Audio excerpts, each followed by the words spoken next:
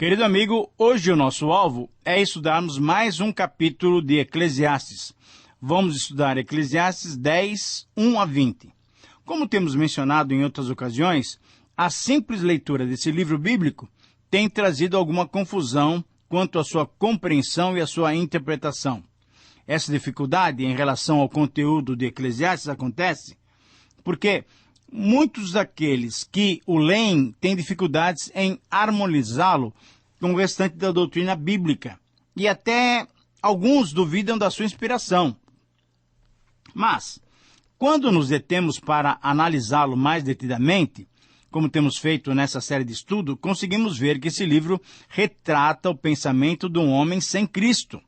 Retrata os valores daqueles que tentam entender a vida observando-a apenas com os olhos humanos, sem querer entendê-la sob o ponto de vista de Deus, uma vez que Ele, o nosso Deus, é quem nos criou e nos proporciona a própria vida. Quando tentamos explicar a existência humana sem considerarmos Deus como fator principal, inclusive, nós vamos entendê-la de um modo inadequado e tiraremos conclusões incorretas. Então, é dessa maneira que esse livro apresenta o pensamento desses que não querem entender a vida considerando Deus em cada um dos seus detalhes nas suas próprias existências. Para entendermos corretamente o livro de Eclesiastes, temos que fazer pelo menos 5 considerações. Primeiro, as colocações e as conclusões que são apresentadas durante a argumentação do livro devem ser lidas e entendidas considerando-se a conclusão final a que o autor chega nos últimos capítulos.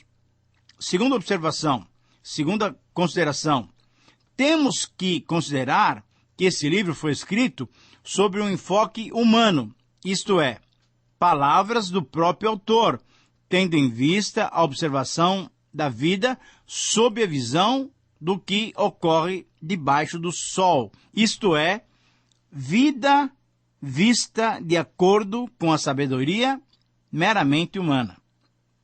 Terceira consideração, temos que considerar que, embora tenhamos palavras e conclusões bem diferentes de outras partes da Bíblia, esse registro é tão inspirado quanto outros livros. Porém, é necessário entendermos que, mesmo inspirada, a Bíblia apresenta palavras que não seguem os princípios bíblicos, mas elas deveriam ser registradas e foram registradas. Por exemplo, palavras como a de Zofar, aquele amigo de Jó, palavras como as de Acabe e Jezabel, aqueles reis maldosos e apóstatas, palavras do próprio Satanás, estão registradas quando Satanás tenta o Senhor Jesus Cristo. Ora, essas palavras não são palavras inspiradas por Deus, mas deveriam e foram registradas para mostrarem a verdade do relato bíblico. Assim também, as palavras de Eclesiastes, nós temos que entender que são palavras de um homem sem Deus.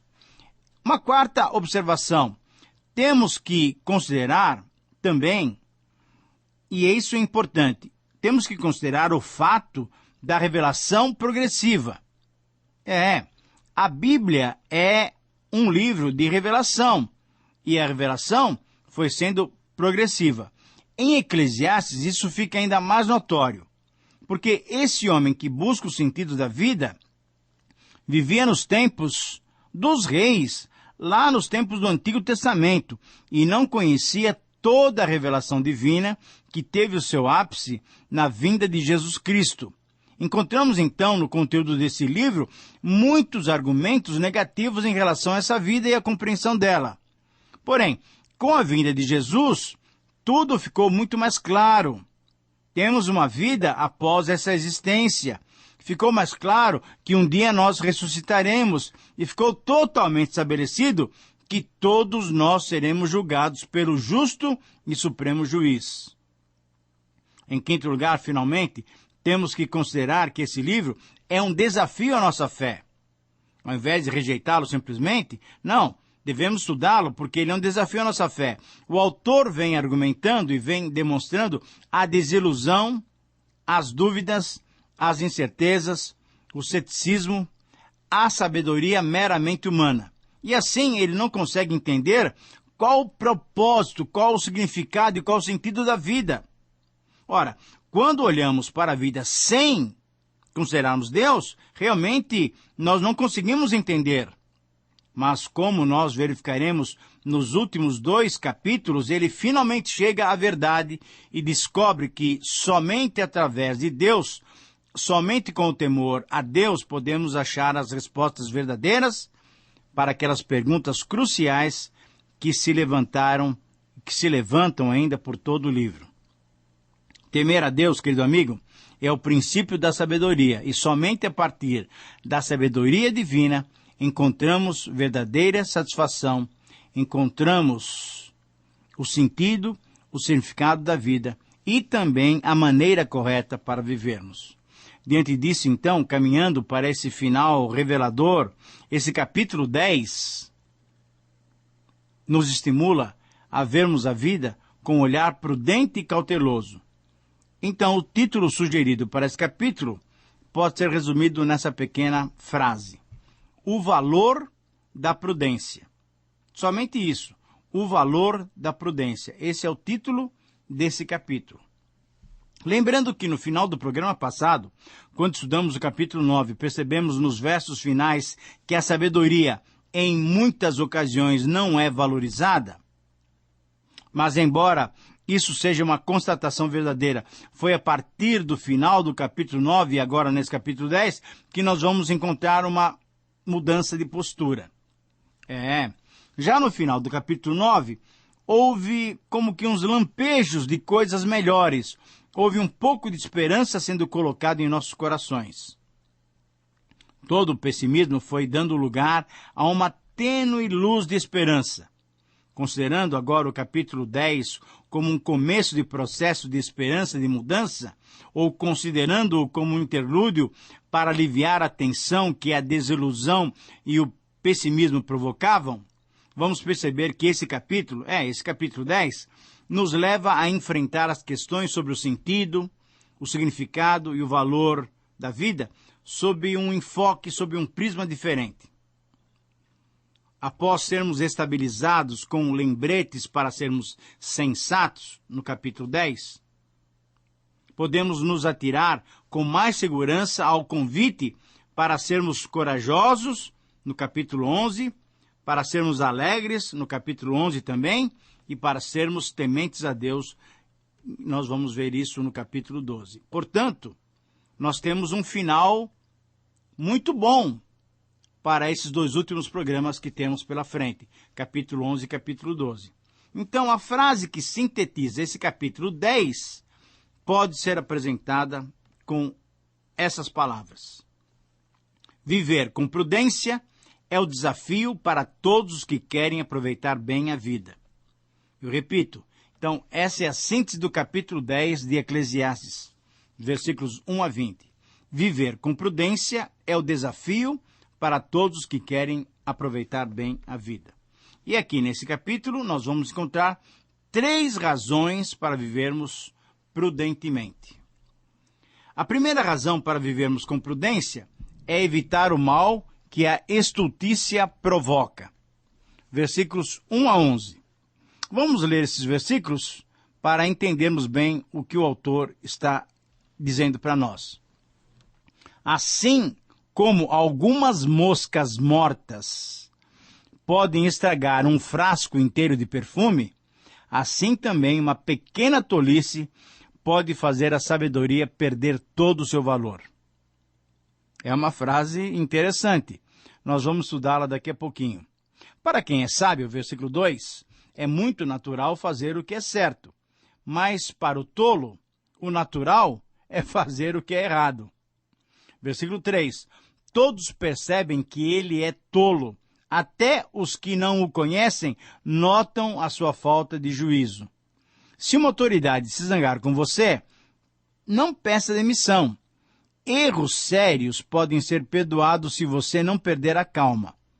Eu tenho visto nesse mundo uma injustiça que é cometida pelos que governam.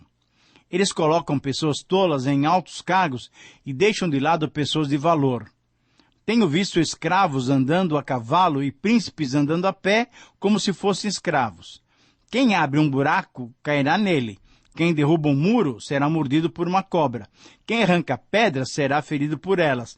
Quem racha lenha acabará se machucando. Se você deixa o machado perder o corte e não o afia, terá que trabalhar mais, muito mais. É mais inteligente planejar antes de agir. Não adianta nada você saber encantar cobras se deixar que uma delas o morda. Querido amigo, esse texto nos traz verdades profundas. O pregador se preocupa em contrastar a sabedoria com a estultícia. Alguns leitores ou ouvintes podem entender a frase do verso 1 como uma frase muito severa e até radical. Mas o que o pregador está dizendo é isso mesmo. Por amarem mais a estultícia, por não valorizarem a sabedoria, muitos apreciam mais as trapalhadas da estultícia do que a sensatez da sabedoria. E por isso ele declara que um pouco de loucura pode arruinar todo um plano da sabedoria, assim como uma mosca morta estraga todo o perfume, fazendo-o exalar mau cheiro. Embora o sábio tenha sempre vantagem sobre o nécio, é o nécio que arruína a prática da sabedoria. Embora a sabedoria seja o melhor para a vida humana, muitas vezes ela é ultrajada, ela é menosprezada, e assim a inversão que vimos no capítulo 9 se evidencia nos atos de tolice e estultícia. O que o autor faz aqui, ao usar esse contraste, é chamar a atenção dos leitores e dos estudantes, advertindo-nos que não coloquemos a nossa confiança nem na sabedoria, em nenhum outro lugar. Veja bem, há segurança se não for em Deus. Nem mesmo na sabedoria de um comportamento adequado. Uma vez que a vida é imprevisível em seus juízos e que a estultícia pode colocar tudo o que a sabedoria conseguiu, ela pode colocar tudo a perder, sabe como que você deve agir? O certo é agir com prudência, mas sem confiarmos cegamente na sabedoria. Por outro lado, o autor também nos adverte para cuidarmos com as nossas reações. Advertência para que não sejamos precipitados em reagir a um mal feito contra nós. Uma reação precipitada pode demonstrar a nossa estultícia e assim pode provocar maior ira nos que são superiores a nós. Uma reação prudente, controlada, desfaz a indignação. O autor ainda nos chama a atenção para a realidade de que os que estão nos cargos maiores de governo muitas vezes não mereciam estar lá, e por serem tolos, o povo sofre. Os que não confiam em Deus não admitem essa injustiça e se rebelam, mas aqueles que confiam em Deus sabem do seu controle sobre tudo e todos e entendem que todos os governos servem aos propósitos de Deus, mesmo que sejam governos incrédulos e corruptos. Nos versos finais desse parágrafo, encontramos uma série de metáforas que chamam a nossa atenção para as desgraças ou os acidentes que podem ocorrer com qualquer um.